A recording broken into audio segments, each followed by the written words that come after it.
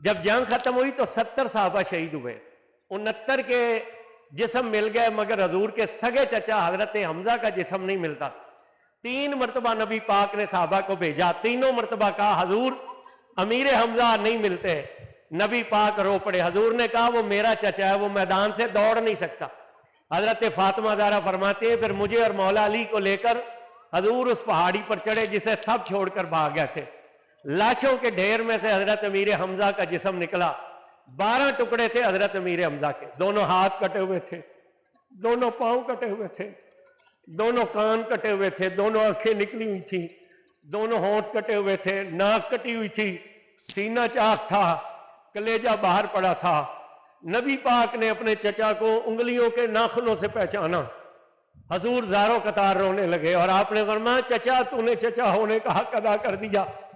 جب نبی پاک روئے نا تو حضور نے فرمایا انتا سید الشہداء، تو قیامت تک کے شہیدوں کا سردار ہے، اور اللہ نے جس دن مجھے کافروں پر غلبہ دیا ہے میں 70 کافروں کا یہی حال کروں گا جو انہوں نے آپ کا کیا۔ جب حضور نے یہ قسم اٹھائی تو دائیں کندھے کے قریب سے جبریل کی آواز آئی، اور جبریل نے اللہ کا سلام پیش کر کے کہا محبوب تیرا رب فرماتا ہے یہ انصاف نہیں ہے کہ ایک کے بدلے میں 70 کا مصلح کیا جائے، اگر آپ کرنا چاہیں تو آپ ایک کے بدلے میں ایک کا مصلح کریں، اور اگر آپ معاف کریں اور صبر کریں تو صبر سب سے بڑی عمل ہے۔ تو اب دیکھیے عام بندے اور نبی میں فرق کیا ہوتا ہے۔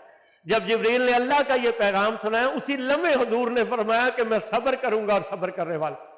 نبی پاک اتنا غم زدہ اپنے چچا کے لیے ہوئے کہ حضور کسی کے لیے اتنا نہیں روئے تھے جتنا حضرت امیر حمزہ کے لیے روتے تھے۔ نبی پاک نے 65 صحابہ کو ایک جگہ دفن کیا۔ حضرت امیر حمزہ کو حضور نے ارادہ کیا کہ میں مدینے لے جاؤں۔ جب ان کے جسم اطہر کو اونٹ پر لادا گیا اور اونٹ مدینے کی طرف چلا تو یہ پہاڑ بھی ساتھ چلنا شروع ہو گیا۔ تو حضور نے اونٹ پہاڑ سے کہا رک جا، تو اونٹ پہاڑ رو پڑا۔ اونٹ پہاڑ نے کہا یا رسول اللہ صرف آپ امیر حمزہ سے محبت نہیں کرتے، میں بھی امیر حمزہ سے محبت کرتا ہوں، جہاں جہاں امیر حمزہ جائیں گے وہاں میں جاؤں گا۔ تو حضور نے پھر انہیں یہاں دفن کیا۔ جب دفن کیا نا تو اتنی چادر نہیں تھی کہ ان کے پاؤں ڈھکتے ہیں، پاؤں ڈھکتے تھے تو سر ننگا ہوتا تھا، سر ڈھکتے تھے تو پاؤں ننگے، تو حضور نے پاؤں ننگے کر کے گھاس ڈالی، انہیں یہاں دفن کیا۔ نبی پاک مدینے میں گئے، ہر مدینے کے گھر سے رونے کی آواز آتی۔ حضور نے پوچھا یہ لوگ کیوں روتے ہیں؟ عرض کی اپنے شہیدوں کو روتے ہیں۔ حضور نے فرمایا کہ میرے چچا کو رونے والا کوئی نہیں؟ تو صحابہ نے اپنے گھر والوں کو حکم دیا کہ تم اپنے شہیدوں پر رونا بند کرو اور حضور کے چچا پر رو۔ حضور کو اتنا صدمہ تھا کہ پھر 8 سال نبی پاک اس کے بعد ظاہری طور پر حیات رہے۔ نبی پاک ہر بدھ کو یہاں تشریف لاتے تھے۔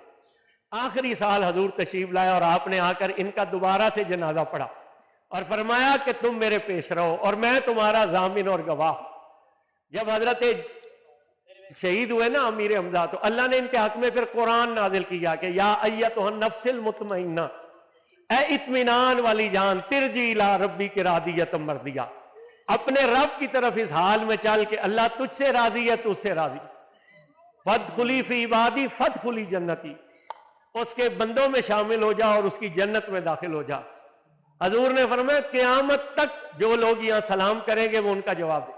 حضرت سیدہ فاطمہ زہرا سلام اللہ ساری زندگی یہاں آتی تھی بدھ کے دن، پھر یہاں روتی اور نفل پڑھتی۔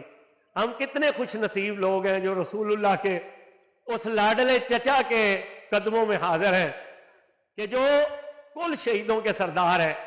اور جبریل نے کہا آپ کے چچا کا نام عرش پر لکھا ہوا ہے، اسد اللہ و اسد رسول۔ اللہ تعالیٰ